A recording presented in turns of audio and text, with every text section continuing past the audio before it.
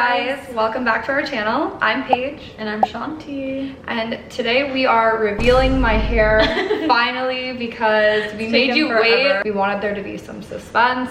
So and we low-key forgot. We just got caught up in like washing and drying it, and then all of a sudden we were like, wait, we didn't do an outro. This is like salon quality hair. So I just want to throw in, I'm not wearing any extensions or anything, so my hair is actually very healthy right now. So we try not to use any like extra products in our hair. We don't use Olaplex. We don't use anything that's gonna build up on the hair, and then you're using heat, and then you're using, you know, and eventually those ends are building with product and protein. Like, people don't understand that Olaplex is kind of like when you use those protein sprays, and when you start building protein on top of protein on top of protein, then eventually your hair's like, dink.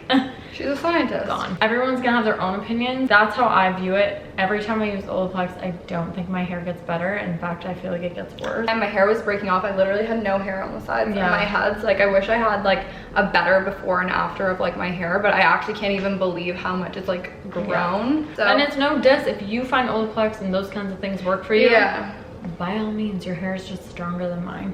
So today Chantal went to get a little Botox. We both get Botox like pretty frequently, but we wanted to document the experience, just so then people know it's not as scary as it seems. Like scary, and then like, just because you're like, oh, I just want to age naturally or whatever. Sometimes it has nothing to do with that. Sometimes it has to do with migraines and headaches. What's different if you're gonna take an Advil every day or a little Botox in your body? Like, she did a little like walkthrough of the place that we go to, called Adora Aesthetics.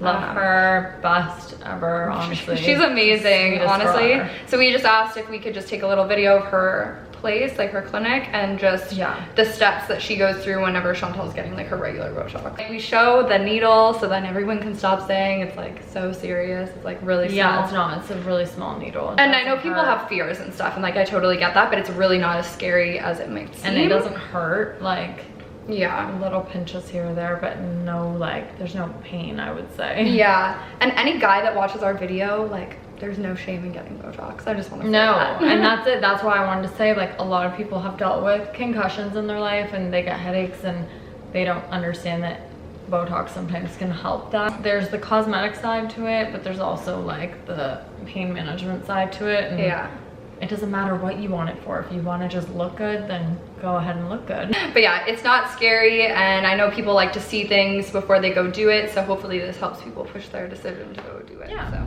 On my way to my Botox appointment today, I don't know if I even have, there, you can see a little bit. But yeah, we'll give you a little tour and show you the results.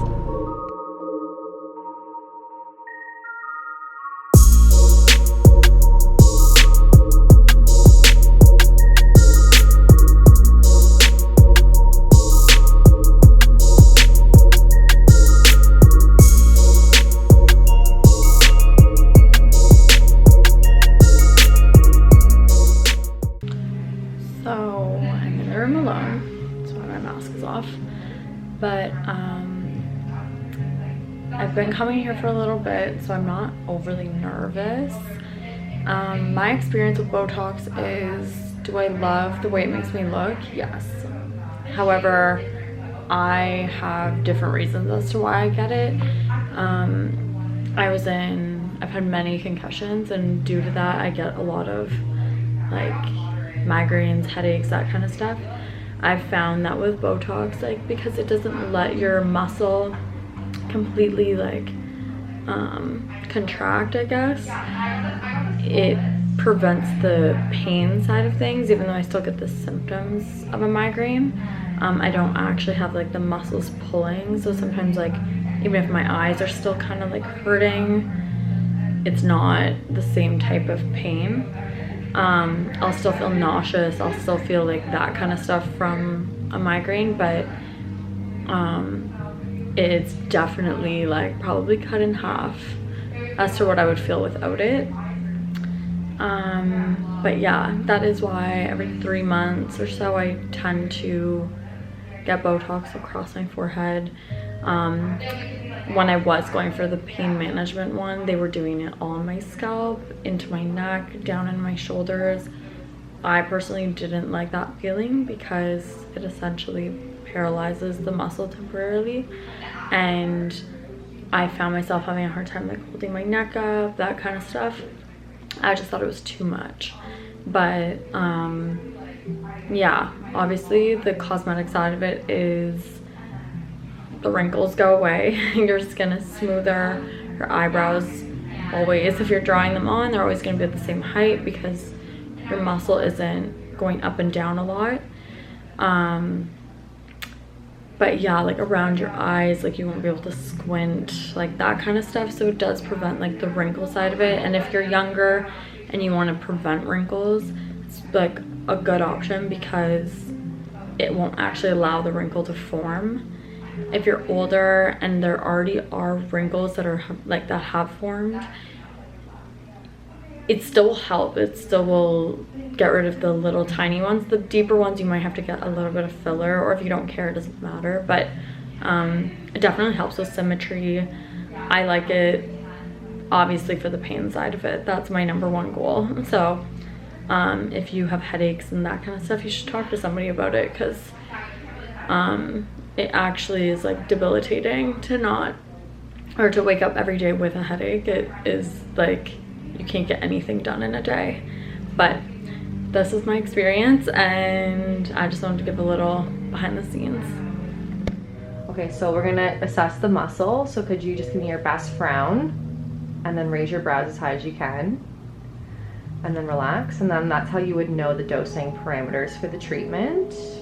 But for me, there's not much movement because I've been getting it so often. Yeah, you're very frequent when you get it done. So then the muscle gets broken down and gets weaker. So then your muscle contractions are weaker. Okay. So that shows that you've been doing it Frequently. Yeah. So we're just gonna clean the area to make sure everything is as clean as possible. How frequently can people get Botox done? You should wait at least 3 months between appointments. Perfect. You can just go over here. So we are treating your glabella, which is your frown, your frontalis, which is your forehead, and then we'll treat around your eyes, which is your crow's. Perfect. Can you frown for me? And relax. And it's just a little poke. It's not even really painful, is it? No. Frown again. What I will say Relax. is, Relax the frown. oh, sorry. There you go. Yeah. What do you want to say? Like when I'm on my period, I do feel it like a tad bit more than I normally would. Oh, so yeah. I'm just Frown showing again. it very close. And then relax. Can you see it? There you go. Perfect. Sorry Yeah, to cut just you like off. any cosmetic treatment, like even waxing. Or yeah, all of anything it. like that. People don't know. They're like, why is it so painful? I'm like, well, you're on your period. Everything is heightened because Yeah. all the hormones. Yes. Raise your brows as much as you can and relax. And so what is the reason why you get the treatment done? So I, like legally, I can't come and ask you to help me with my headaches. However, I do feel night and day with headaches when I get this done. Yeah. So essentially, you're giving me a cosmetic procedure because it is that. But on top of that, it's helping me so much. Because it relieves the pressure from the... Yeah, it doesn't really allow the muscle to contract when I'm having like a migraine. So you still get the symptom of it, but you don't get the actual pain that comes with it, which is amazing. So we're gonna go around the eyes. And the eyes, when you treat it, also can help lift the brow and open the eyes. And if you're squinting because of the sun, it will stop that from happening. So can you close your eyes tight for me, as tight as you can, and then relax?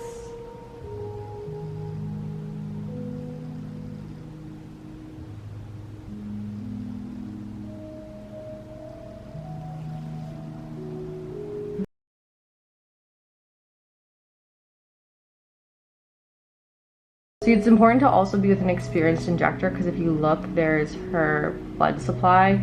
So you never want to actually inject the needle right in there because she would get a pretty gnarly bruise. So you just want to be careful with that.